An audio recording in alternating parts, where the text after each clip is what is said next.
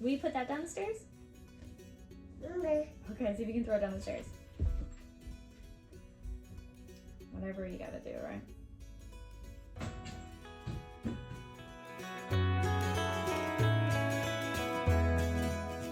Today, we're going to be talking about Our Lady of the Golden Heart. Our Lady appeared 33 times to 5 children on a playground of their schoolhouse in Bourg, Belgium in the 1930s. Because of this, she is sometimes also referred to as Our Lady of Bourg.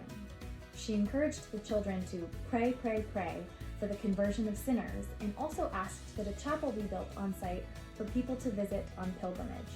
Our Lady spoke of herself as the Immaculate Conception, and on one of her last visits, she revealed to the children, spoiler alert, her golden heart. The 5 children were Fernande Boissuin, who was 15, her brother Albert, who was 11, and their sister Gilberte, who was 13, and their 2 friends, who were also siblings, André and Gilberte de Gendre, who were 14 and 9. The apparitions were approved in 1949 by the local bishop, Bishop André Marie Charoux of Namur. On November 29, 1932, the day of the first apparition, Fernande and her brother Albert were walking to visit their sister Gilberte, who was attending a local Catholic boarding school. Their 2 friends, André and Gilberte, met them along the way.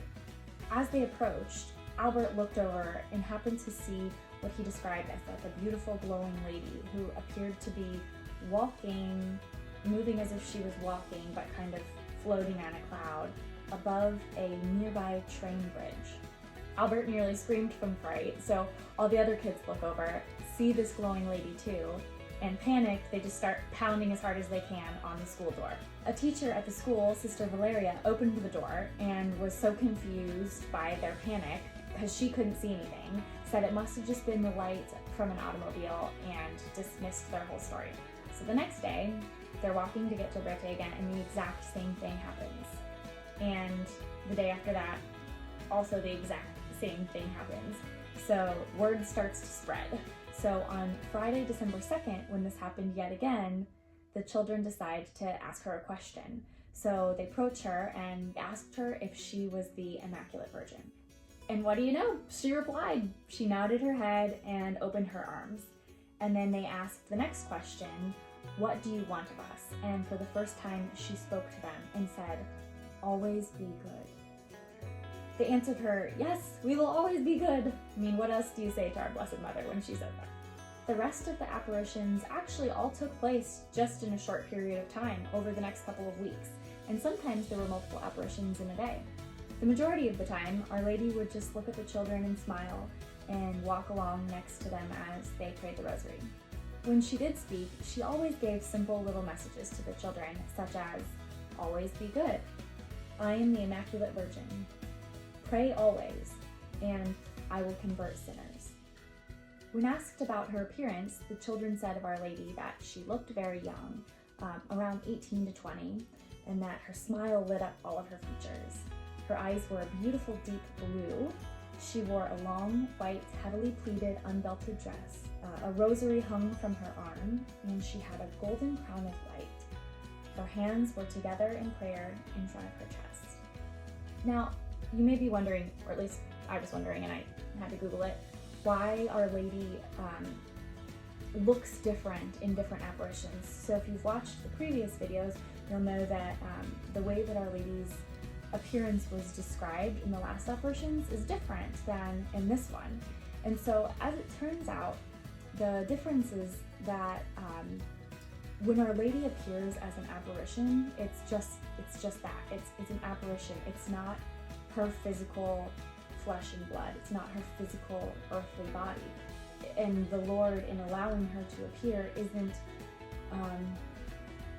required to have her look any certain way, there's no constraints to that. So generally, when she appears to certain people, she'll appear in a way that is going to be well received, or a way that makes sense for the people that she's appearing to. So someone that's going to look almost familiar to them, someone that's going to look probably a little bit similar, and someone that is going to be, whose appearance when described is going to be comforting and recognizable and make sense to the people who she's coming to speak to and whose messages will be, who will be receiving her messages.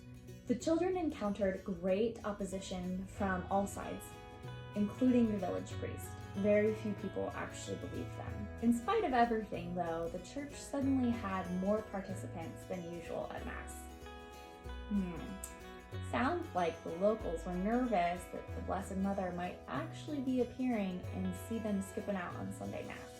The mothers of the visionaries asked for a Mass to be said to Our Lady, asking for her intercession that if what the children were experiencing was not from her, that she would put an end to it.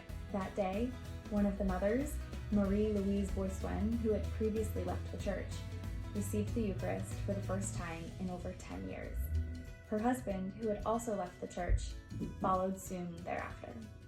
Each time Our Lady appeared, the children felt themselves all at the same time being drawn to a kneeling position, as if they were being thrown to their knees, which is really cool because that's consistent with what other visionaries have stated that they feel during apparitions as well.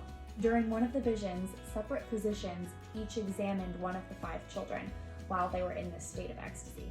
Various different tests were completed on them during this state by the physicians, including a lighted match being held under the hand of Gilberte, to which she did not respond, and afterwards did not have any sort of mark that would have revealed lighted match touching her skin.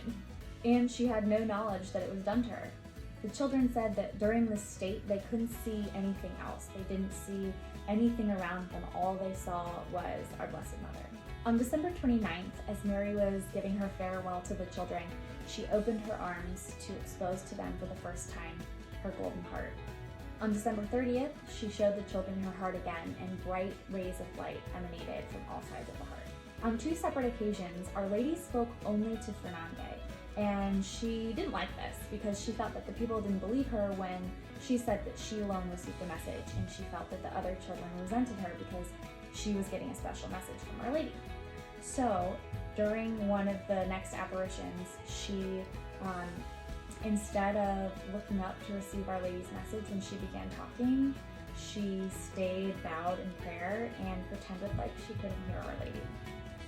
Fernande, tisk tisk. So a great crowd assembled for this final apparition on January 3rd, and the children all began to pray as they waited for Our Lady's appearance, and suddenly all of the children fell to their knees as they normally did in this ecstasy, except Fernande. Apparently, during the time of this apparition, Our Lady spoke individually to each of the children one at a time, giving them each some special secret for them only. She also gave a special message to Andre, saying, "I am the Mother of God, the Queen of Heaven. Pray always." So the children also began to leave, and everyone was kind of walking away, and Fernande was just continuing to pray and ask for forgiveness and ask for Our Blessed Mother to just come back and say goodbye to her, because this was the final apparition and she wanted to see her one last time. Suddenly, a crack of thunder shot through the sky, followed by a ball of fire which fell from the sky and landed on the hawthorn tree next to which Mary would usually appear. And this was visible to everyone, so this wasn't just the visionaries that could see this. Everyone could see this heavenly fire that engulfed this hawthorn tree. Then, finally, Our Lady appeared to Fernande under the hawthorn tree, and Fernande could only just cry of joy and thank her. After a second, Mary gave her final message as she asked Fernande, "Do you love my son?" "And yes," the girl exclaimed. "Do you love me?" "Oh, yes," Fernande replied. "Then sacrifice yourself for me."